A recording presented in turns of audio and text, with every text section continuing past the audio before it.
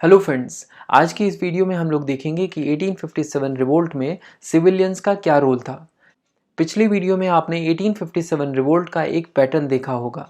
हर एक जगह जहां रेबेलियन हुआ वहां पर इंडियन सिपॉयज उस जगह के या उस जगह के आसपास के इंडियन रूलर्स के पास पहुंचते थे और उन्हें अपना लीडर मान लेते थे और कोशिश की जाती थी कि ब्रिटिश ईस्ट इंडिया कंपनी को वहां से भगा दिया जाए, उस जगह को कैप्चर कर लिया जाए।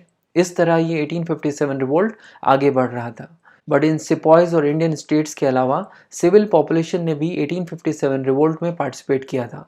सिविल पॉपुलेशन के कई सेक्शंस जैसे कि पीजेंट्स, आर्टिशंस, शॉपकीपर्स, लेबरर्स, जमींदार, प्रीस्ट, मौलवी और सिविल सर्वेंट्स ने भी इस मूवमेंट में बड़ी मात्रा में पार्टिसिपेट किया था।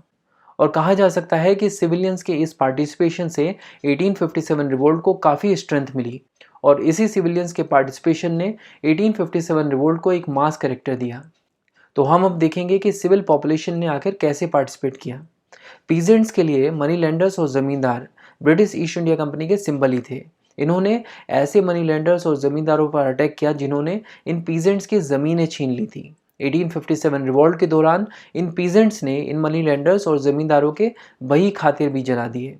इसके अलावा कोर्ट्स, रेवेन्यू ऑफिसेज और पुलिस स्टेशन जो कि ब्रिटिश ईस्ट इंडिया कंपनी के सिंबल थे, ये भी सिविलियंस के टारगेट पे थे। सिविल पॉपुलेशन ने कितने बड़े स्केल पे पार्टिसिपेट किया, ये हमें इस जगह के एग्जाम्पल से पता चलता है। ये हाईलाइटेड एरिया है अवध। यहाँ पर 1857 रिवॉल्ट के दौरान अराउंड 1.5 लाख लोग अंग्रेज़ों से लड़ते हुए मारे गए, जिसमें 1 लाख तो सिर्फ सिविलियंस ही थे।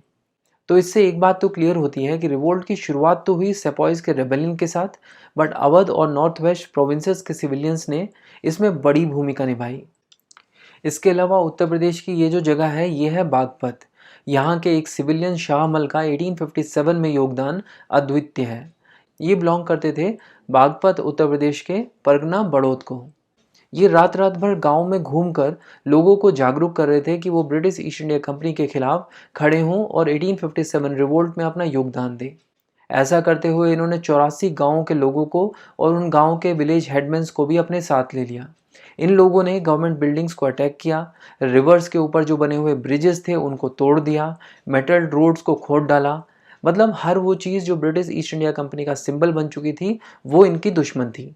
शाहमल ने यमुना के किनारे जो इरिगेशन डिपार्टमेंट का बंगलो था उसे अपना हेडक्वार्टर बना लिया। यहाँ से वो अपने ऑपरेशंस को कंट्रोल और सुपरवाइज करने लगे।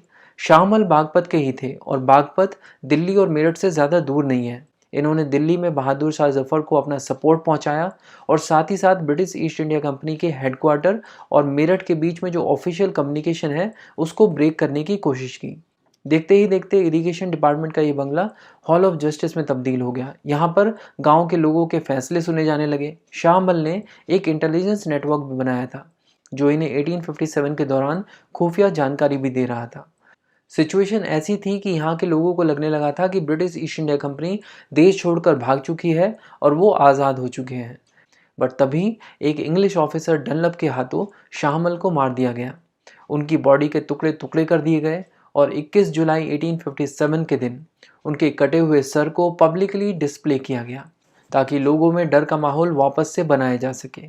तो हमने इस वीडियो में सिविलियंस रोल इन 1857 को पूरी तरह से कवर कर लिया है।